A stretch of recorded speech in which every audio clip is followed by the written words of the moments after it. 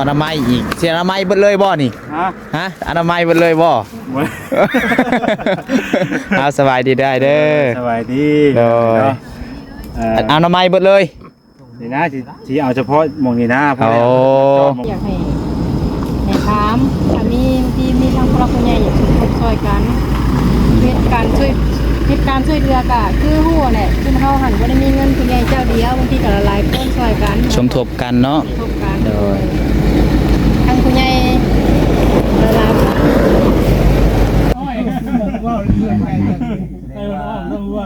เป็นได้หลายคู่หลายคนเข้ามาหาบ่มื้อนี้ดีใจอยู่บ่ดีใจหลายเนาะมีหลายคนเข้ามาเยี่ยม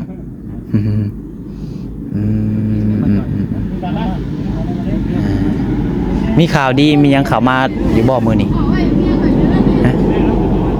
โหอยู่บ่ว่าข่าวดีเพิ่นมาแจ้งกันเรื่องเรื่องที่ดินบ่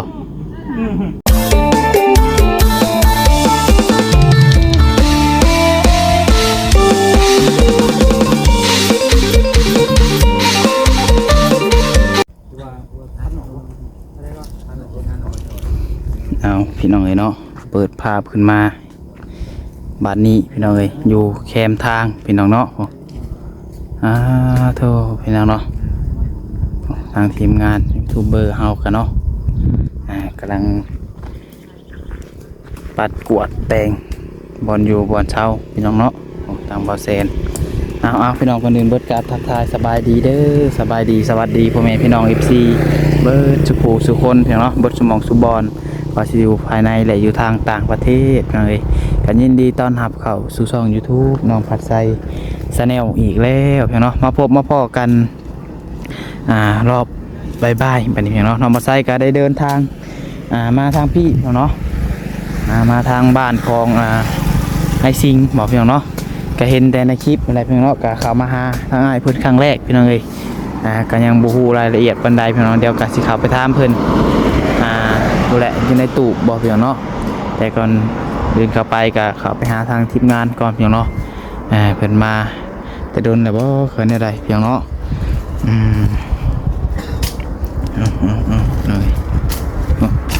ทางบ่อแซนนี่ก็ดุเท่เด้อันนี้เนาะโทษอนามัยอีกเสียอนามัยเบิดเลยบ่นี่ฮะอนามัยเบิดเลยบ่เอาสบายดีได้เด้อสบายดีโดยอนามัยเบิดเลยนี่นะที่เอาเฉพาะมองนี่นะเพราะผมทมแน่นะ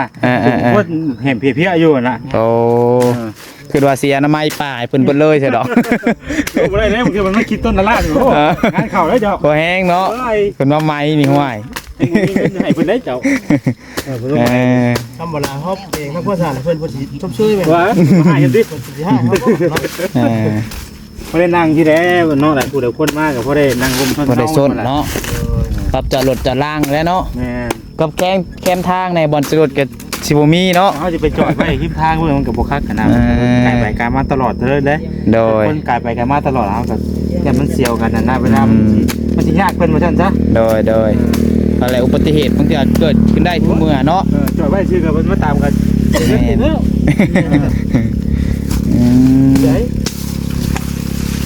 พากันมาแต่โดนแล้วบ่สหายเจ้าตอนประมาณ10 โมงบอกว่าจะดีคือ9 โมงมัน9 โมงเนาะพอออกมาส่งลูกชายก็ได้มาเลยนะโดยแล้วก็เช้าแน่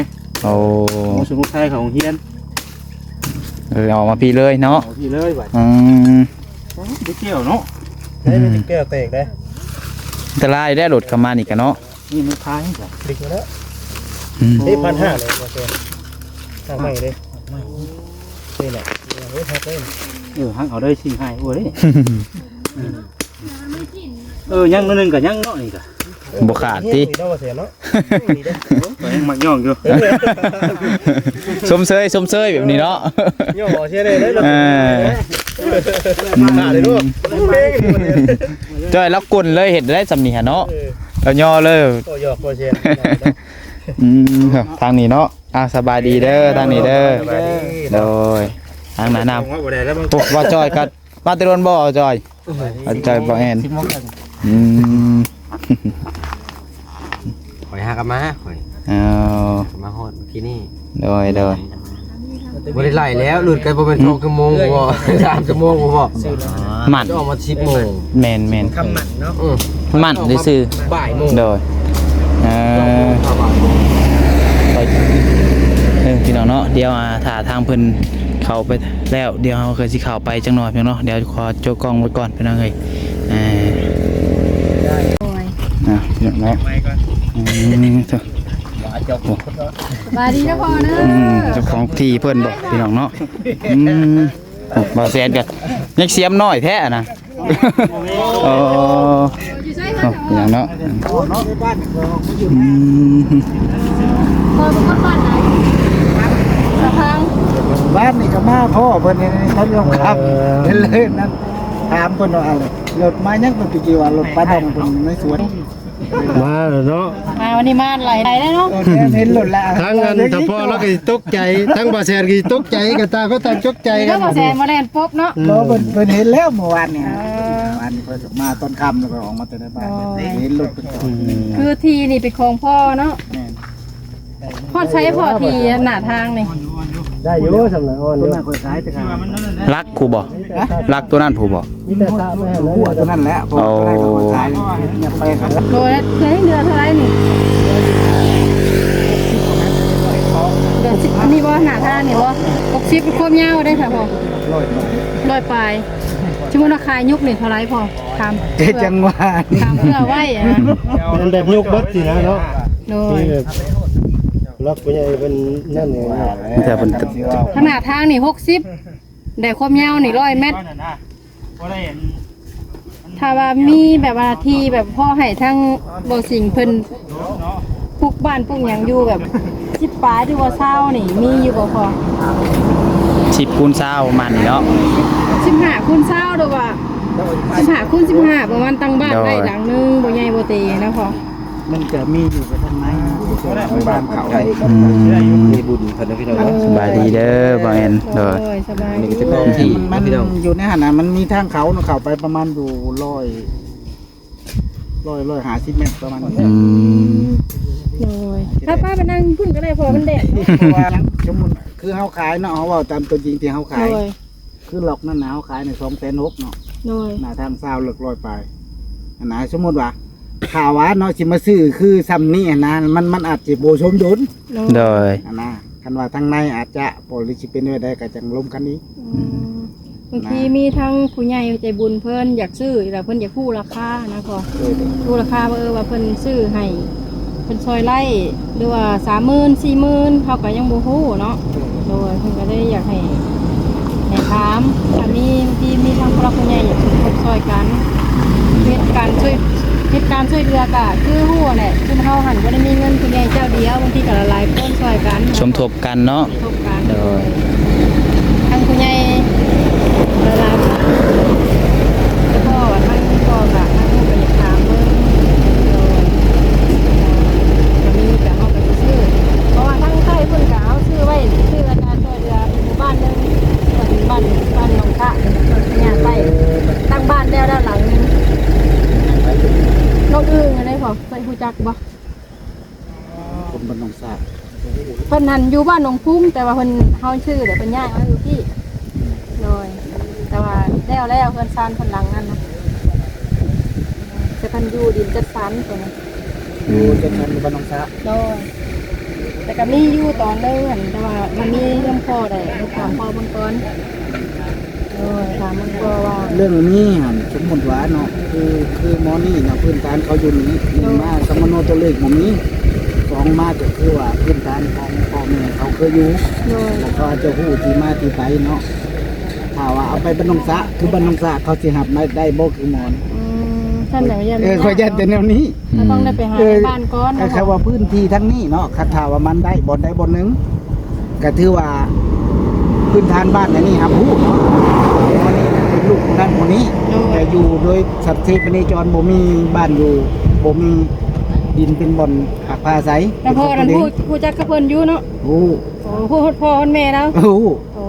แต่ว่าเฮากะพอเฮาอันแล้วเฮาก็ซอยยังบ่ได้นะ โดย เพิ่นบ่เข้าห่มกันบ่ เพิ่นพ่อเอ้ย อ่า โดยเนาะ มันอิงใช้เงินไกลนั่นแม่นอยู่ว่าสิเอาไปนี่สมมุติจัดสรรอยู่ไสก็ได้สมมุติว่าอยู่หันนี่บอกเขาแท้ไงเนาะ โดย แต่ว่าพื้นฐานในบ่อนั้นมันก็สิยอมรับได้บ่ว่าคือหมอนี่มันสิอยู่ได้บ่ถ้ามันอยู่บ่ได้ก็ยังมีอีกส่วนหนึงถ้าว่าบ้านนั้นนะครับบ่ได้นี่เด้อันนั้นมันก็สิยากพื้นฐานของ แต่ว่าขึ้นบ้านเดียวกับแม่นบ่พอขยะใต้ขยะกลางก็ ขยะนี่ขึ้นไปหาน้องสะ โดย นับแต่บ้านโพนนี่เขาเอิ้นบ้านโพนเขาเอิ้นพักขยะเบิดเนาะ โดย ทำบ้านน้องสะน้องพังนี่ขึ้นมาหาน้องผือ โดย เขาเอิ้นน้องสว่างเบิดตีนี่ค่ะ แต่ในบ้านนี่ขึ้นอันเดียวกันแม่นได้บ่ เมืองไซบุรี โดยในบ้านอันเดียวกันที่เฮาเซ็นแถบนี้ เมืองไซบุรีค่ะนี่แต่บ้านน้องสะมานี่ขึ้นไซบุรีมาฮอดแต่ขามาซ้ายนี่มันสิขึ้นอุทุมพรแล้วยับขึ้นไปอีกมันไปขึ้นไซบุรีอีกจะโบโหก็แบ่งแบบใด มันแบบยาก เขตน่ะนะ เขตมันเหยียบแก้วแล้วลูกชายบ่โอ้ได้ลูกน้อยเนาะ ให้ลูกคำเฒ่าเนาะ วันเล็กก็เอาบางเท่า โอ้ แต่ก่อนนี่ยังไม่ได้เอา เมื่อกี้หันพอยังบ่ได้มีอ๋อได้มีผู้เดียวนี่บ่ คนนะครับแบบว่าเฮาเป็นผู้ใหญ่แล้วบัดพอเสียเนาะถ้าเฮาเอามันก็สิยากลำบากกันในครอบครัวสมมติว่ามันจะบ่ถือบ่ตอบกับน้องกันนะ อืม ให้น้องใหญ่เบิดแล้วเขาจังได้เอา โดย ก็ลำบากนะ แล้วไม่แต่ว่าทั้งบ่แซนอยากเพื่อเพิ่นอยากคุยจังไดเนาะเพอทั้งผู้ใหญ่เพิ่นก็ยินว่าทั้งพ่อสิมีหม่องใดขายแน่เพิ่นน่ะ แบ่งให้เพิ่นเนาะ ขายพอได้เฮาฮู้ได้พออยากตั้งราคาอยู่ประมาณนี้ 30,000 40,000เนาะทั้งพี่ผู้ใหญ่เพิ่นอยากซอยมาทั้งบ่แสน 20,000หรือว่าทั้งเฮา10,000ซอยสมทบกันแบบนี้นะพอเฮ็ดงานเนาะ เด้อก็มีแต่เบิ่งทั้งลุมคนแล้ว ประมาณจักเม็ดพอทั้งลุม มันจะคันว่าอิงเสตัวนั้นเพราะว่าคอยไทยเห็ดอ้อย โอ้ เพราะว่าคอยบ่ได้เฮ็ดดอกคอยไทยเมียนแล้วหมอตำรวจอันนั้นมันมาแล้วมันจะปลูกมันเบิ่งแหละแต่มามันปลูกบ่ทันมันพื้นราคานี่มันปีนปลูกอ้อยแต่ว่าพี่สิมานี่เบิดโฆษณา แต่ตอนนี้เพิ่นปลูกอ้อยอยู่ ปลูกกะคอยบ่ได้นั่นเนาะยุดที่อ้อยที่ว่าบ่ให้เตะตอกแต่ว่าใช่มันเป็นต้นช้างเขาก็แบบไหนต้องเรียนประมาณ3 บาท15 เมตรคูณ20มอนี่มันประมาณได้อยู่แต่มันบ่ได้ถึงในอ้อยแต่มันอยู่ข้างอ้ อ อย ยู่ข้างอ้อยเนาะ แม่แต่ทางนี้ นะสำหรับพี่น้องเนาะเดี๋ยวให้เพิ่นนะคุยกันเนาะเดี๋ยวน้องบ่ใส่พาเขาไปหาทางสิงก่อนเนาะเพราะว่ายังเคยได้เห็นเพิ่นซ้ำเนี่ยเนาะพวกทางทีมงานเนาะโอ้มาแต่โดนแล้วบ่อันนี้สบายดีน้องบาซิดโดย ได้มือ โดยเอากินข้าวเนาะเอาเดี๋ยวเข้าไปหาทางนั้นก่อนพี่น้องเอ้ยเบิ่งเข้ามาก่อนเนาะโธ่หลายคู่หลายคนเข้ามาหามื้อนี้พี่น้องเนาะ ครั้งแรกบ่เจ้ากัน ทางเลขได้มา โอ้ มือนี้ได้เนี่ย เอาสบายดีเด้อทางนี้เด้อโอ้สบายดีเด้อทางไอ้สิงห์ ไอ้สิงห์ รูปหล่อ แม่น เก่า บ่ เนาะมามือแรกกัน เพิ่นอ้ายชื่อสิงห์เหรอวะอ๋อ แม่นอยู่ เฮาก็เห็นแต่ในคลิปนั่นแหละพี่น้องเนาะ มือเลขบ่ ครั้งแรกคือกัน เจ้าจื้อเราอยู่บ่กับมือเจ้าเห็น ในคลิปนะ กาด คอยจนตื่นบ่ได้ คล้ายขึ้นกว่าเก่าเนาะรอกว่าเก่า คอยจนตื่นคอยจ ตื่น น ได้ แร ได้ กเราบ่แม่นไอ้ชิงพี่น้อง อืม เดี๋ยวบ่แม่นไอ้ชิงคนเก่าเนาะ รอกว่าเก่าติ เก่า โอ้ ก็ถามเราจะตัดบ่ผมแล้วย่านข่อยอีกแล้วได้ เราบ่ตัดแล้วอ่ะ อืม โดยจะตัดเองเนาะ ที่เจ้าถามเลยว่าเราอยู่กับใครเนี่ยบ่ ไม่ได้ถามเราอยู่ผู้เดียวเหรอ อยู่คนเดียวบ่ อยู่ผู้เดียว โอ้เอา เนาะหาแต่เห็นในเตียงนี่เนาะพี่น้องเอ้ย เตียงกับเพิ่นน่ะก็ซื้อมาให้ใหม่ ไป บ่ นั่งหาแต่แต้งเฮิงเลยพี่น้องเอ้ยหาแต่เห็น อยู่แต่ดนนะว่ามาอยู่แต่ดนนะบ่โอ้ดนเติบเลยบ่ อยู่นี่หาได้โอ้ เฮาเป็นคนบ้านนี่บ่ดีว่าคนบ้านนี่บ่อายนะเกิดอยู่นี่เลยพ่อแม่ก็อยู่นี่พ่อเจ้าคนไทยบ้านเนี่ยขออนุญาตนะ คนเมื่อน้องพัง น้องตะพังแม่ได้สัก แม่เป็นคนนวดพักขยะ พักขยะพักขนาดใต้เห็นปะ ใต้หรือเหนือหรือกลาง แต่ว่าอันแยกออกมาอยู่กับพ่อแม่นี่ตะโรนแล้วบ่อ๋อได้ฮอดบ่ปีคือว่ากลัว ถามหลายเราจะนำบ่ทันเราต้องถามทีละถอยทีละคำไปแม่บอกแบบจะง่ายพอแม่พอกาแต่น้อยผู้ว่าแต่น้อย พ่อแม่ปะคือแบบว่าอันเจ้าออกมาเองอ๋อ ยันเพิ่นนำบ่ทันแล้วนี่เนาะบ่เป็นหยัง เดี๋ยวจังหน่อยสิว่าถามไทยน้ำหลังนี่จะได้เดี๋ยวค่อยก็สิออกแล้วให้ทางบาตูบี้สานต่อพี่น้องเอ้ย พี่น้องเนาะคือแรกๆก่อนที่ได้มาอยู่นี่เป็นแนวใดอ้ายจังได้มาอยู่นี่ฮะตั้งแต่เดือน6โอ้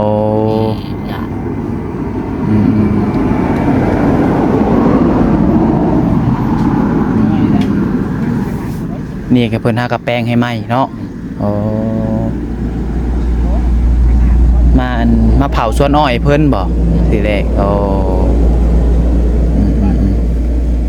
ผมนี่บ่ได้ตัดจักปีแล้วจื้อได้อยู่บ่ปีปลาย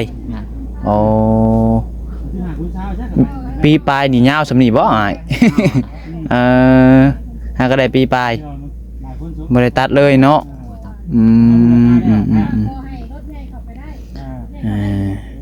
ส่งเสื้อนะก็มันซื้อมาให้ใหม่บ่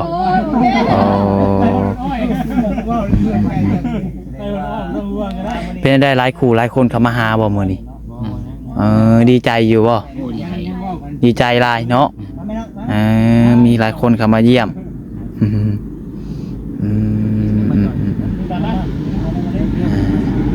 มีข่าวดีมียังข่าวมาอยู่บ่มื้อนี้โอ้อยู่บ่อยว่าข่าวดีเพิ่นมาแจ้งกันเรื่องถอกเรื่องที่ดินบ่บอกไว้พังเบิ่งก่อนพังเบิ่งเนาะ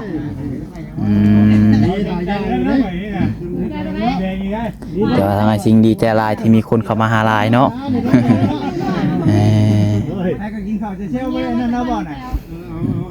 น้ำมีสังเกตสะอาดไม่ใช่ก็น้ำนี่น้ำนองเลยโอ้ยังคือว่าได้ยินข่าวว่ากินข้าวมื้อละคาบบ่มื้อละคาบโอ้กินแต่ตอนใดกินน่ะตอนแรงกินแต่ข้าวตอนแรงโอ้ตอนเช้ากับตอนเที่ยงนี่บ่ได้กินเป็นยังคือว่าบ่กินน่ะมันบ่อยากบ่บ่ค่อยอยากปานใดโอ้แบบมันลื่นแล้ว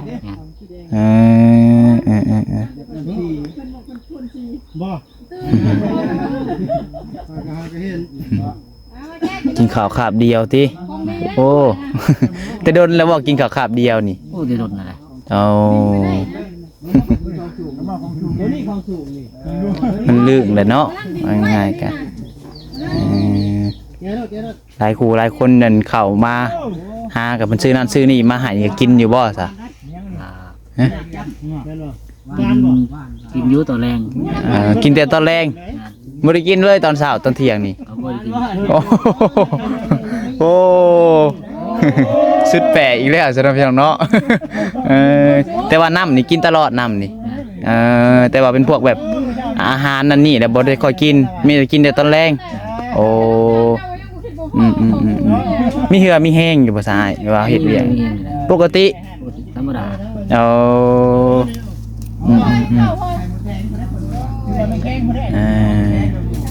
กินนี่ก็เคยเห็นเจ้าของที่เพิ่นนั่นมาหาได้กินนี่มาทำบ่แซนบางอย่างบ่เพิ่นสิมาล้มเรื่องที่ดอกที่ดินนั่นแหละพี่น้องเนาะ